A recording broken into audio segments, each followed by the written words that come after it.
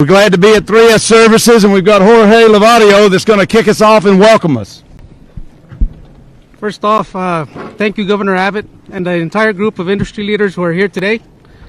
I want to welcome you all to 3S. We are a proven leader and trusted partner in the energy industry, and a key part of today's U.S. energy sector. We are proud to be a diverse supplier of support and construction services throughout Texas. Texas powers the world. We are proud to be part of the Texas energy sector and honored to have Governor Abbott here today. Thank you. Appreciate that. Well, thank you, George, and thank you, Governor Abbott, for being here in Midland. My name is Jason Modulin, president of the Texas Alliance of Energy Producers. It's an honor to be with you today. We were enthusiastically supportive of your campaign, and you've truly been a champion for Texas oil and gas. You've fought for expanding oil and gas infrastructure, pushing back on federal overreach, and really championing a stable regulatory environment that keeps small businesses here in Texas flourishing. I want to thank you for your leadership and look forward to working with you in the future. Thank you. Thank you. Thank you, Governor. Sure. Thank you, Governor, for allowing us to be here, and especially to 3S for having us here. My name is Turi Cannon. I'm president of the Texas Pipeline Association, and we are honored to be here to support your reelection efforts, Governor. We are honored for all that you have done for industry and for Texans. You've long recognized that the miracle of Texas is the oil and gas industry, and you've always put Texans first, but you have done it in a way that business can continue to flourish and help our economy and make us one of the strongest economies, not only in the nation, but in the world. So thank you so much for all your support. We're honored again to support your reelection, and we wish you all the best in the future. Great. Thank you. Thank you. Appreciate you. Thank you, Governor. And your entire team. Thank you. My name is Todd Staples. I'm president of the Texas Oil and Gas Association. Delighted to be here with you today, Governor, in Midland, Texas. Every day's just like this in Midland, right? Not tomorrow. Not except for tomorrow. We're delighted to be here. There's a reason that Midland and the Permian Basin is the energy capital of the world, and it's because of the men and women that are represented here today that work hard each and every day to do the best to make Texas the #1 state in the nation in the production of oil and natural gas. And we're so excited that you're here. We have a governor in Greg Abbott that is pro-business, pro-oil and gas, and pro-jobs. There's a reason that Texas continues to rank #1 in the country for job growth, and it's because of the men and women and the jobs that you do, and it's because of leaders like Greg Abbott, who understands that we can protect our environment and grow our economy at the same time. And I'm very proud to announce that the Texas Oil and Gas Association Good Government Committee is proud to endorse Greg Abbott for governor of Texas for 4 more years. Governor, thank you for what you do. Very much. Appreciate you. Well, thank you all. I want to start out by thanking Jorge for having us here at your location. It means a lot to me. It means a lot to the people of the state of Texas, what you all do every single day. Jason, thank you and your team at the Texas Alliance of Energy Producers, PAC. Thank you for your endorsement. Turi, thank you also personally, but also for the Texas Pipeline Association, PAC. And Todd, obviously, thank you, and Texas Oil and Gas Association, PAC. Do we have Brooks Landgraf out here? I don't see him. All right. And then I also want to thank the Texas Alliance Oil and Gas PAC, the Texas Chemical Council PAC, and the Texas Food and Fuel Services Association PAC, all of them for their endorsement. It's the roundhouse of the energy sector in the entire state of Texas. These associations and their members literally fuel the state of Texas and quite literally fuel the United States of America. I thank them for their endorsements, but more important than that, I thank them for what they do every single day to produce energy, to provide energy, and to make Texas a better state. As Todd Staples was talking about, in large part because of what these organizations and their members do. Texas consistently ranks the #1 state in America in almost every business category. We are the #1 state for the production of oil and gas.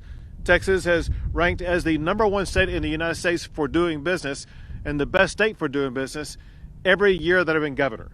Texas has been ranked the #1 state in America for the most economic expansions of any state. Texas also, we make sure that we promote and support our small businesses just as much as our large businesses. And I'm proud to say that Texas ranks the #1 state in America to start a small business. When you combine all these metrics together, there's some amazing things that arise out of it. One is that over the course of the past 2 years, Texas has moved from being the 10th largest economy in the entire world to where we are today. As we gather in Midland today, Texas now has the 9th largest economy in the entire world. A country that we surpassed over the past year is Brazil. That shows how large the Texas economy is. But maybe most important, as we gather in Midland today, more Texans have a job than ever before in the history of our great state. And there's a strong connection between that and what these members and their employees are achieving for our state. We all know that energy is the centerpiece of Texas, and there's about 1 million jobs that are represented by the energy sector in the great state of Texas. These are high-paying jobs who have made Texas and America energy independent. And I say that because equally important, as much as we talk about the things that we support, we must understand where we need to push back.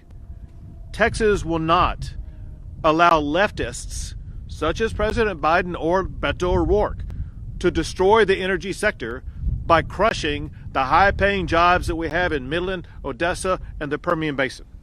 To make sure things like that do not happen, I issued an executive order to ensure that every state agency in Texas will challenge any federal action that would threaten the energy industry.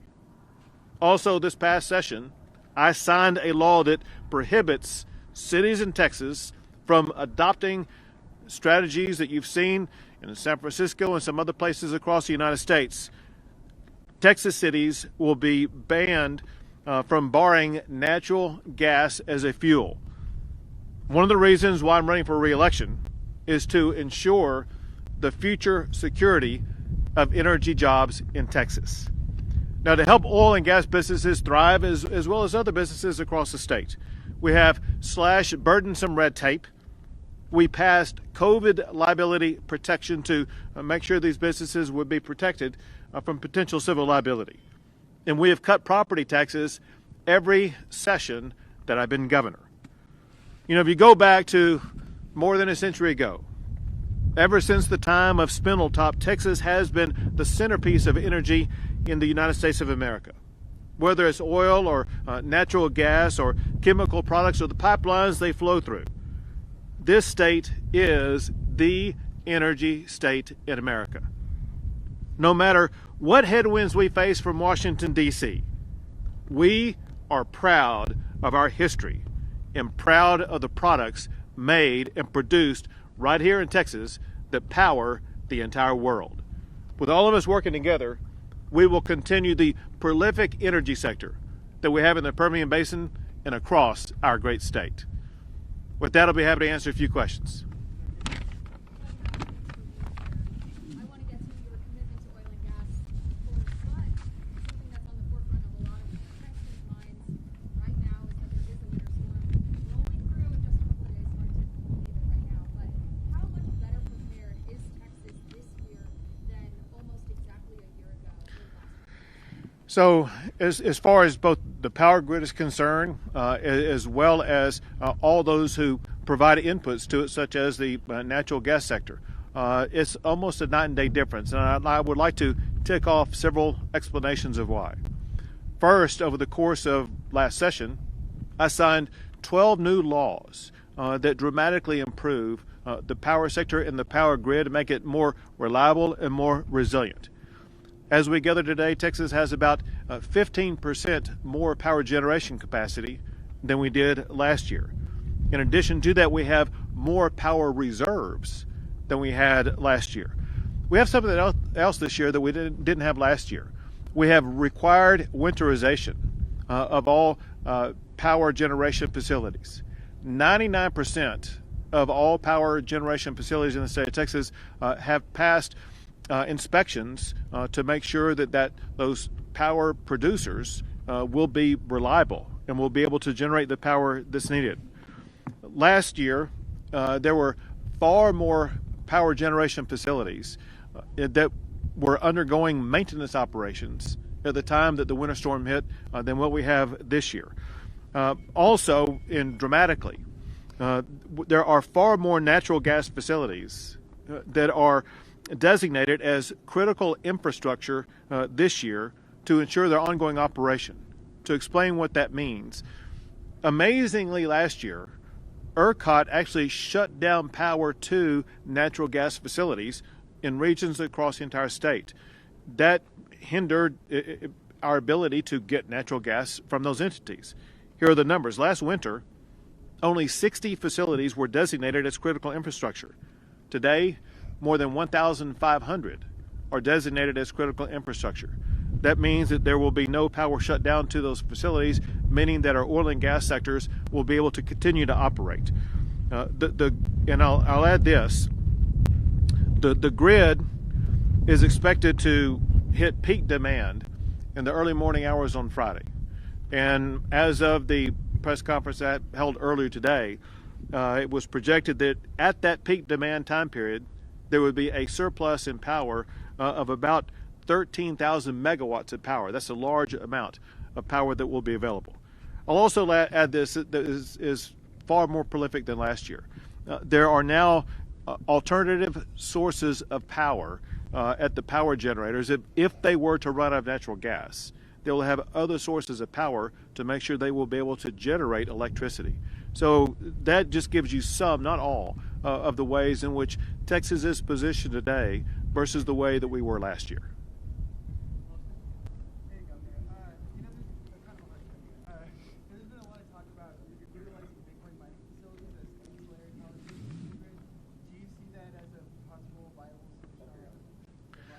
So Bitcoin, cryptocurrencies, Ethereum, etc., they could strengthen the power grid, but in maybe a slightly different way than what you said. They would not be helpful to the power grid at a time like this when we're heading into a winter storm. Because they do demand a lot of power, that ongoing demand for a lot of power will hopefully stimulate more power generators to create more power, especially through sources like natural gas. We want companies to invest in producing more natural gas in the state. The only way we can get them to make those investments is for there to be more power demand that will help them pay the bills to pay off the construction of increasing natural gas facilities. So the bottom line is the massive increase that we are seeing in Bitcoin mining and Ethereum mining and some others here in Texas likely could add to an increase in the production of power generation facilities.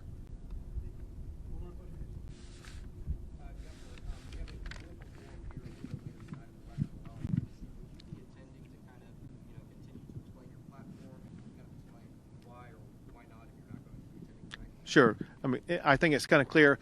I have a state to govern. And I had this press conference this morning. I announced some things that require follow-up this evening and tomorrow. And I'm immediately returning to follow up to make sure we do everything that we need to do to make sure that we keep the power on. Thank you. Thank you all very much.